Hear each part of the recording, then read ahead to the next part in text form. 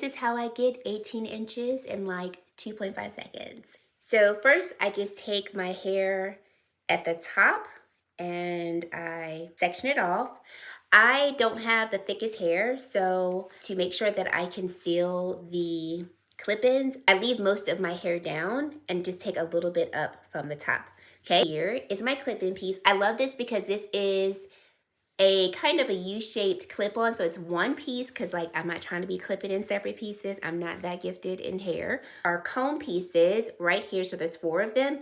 Once you get them hooked in, you just snap them and they will actually stay. I have actually slept in these and worn this a whole weekend without feeling the need to readjust. Turning around so you can see, put the first clips in, feel secure right there. And then when I get to the front, because I don't want them to be seen, for me, I will kind of drag it down a little bit and then snap.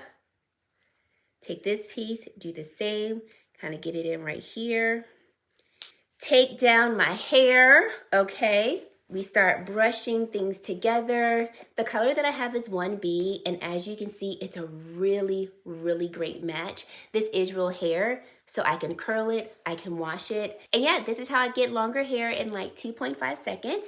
It does come in multiple shades, and I think it goes up to 22 or 24 inches of hair. I have the 18-inch length, and it's perfect. I can wear it in a low ponytail if I want to. I can also wear my hair down the middle because, you know, it's my hair, and this slides underneath. So it's perfect. I love it. It feels great. It looks great, and it's comfortable to wear.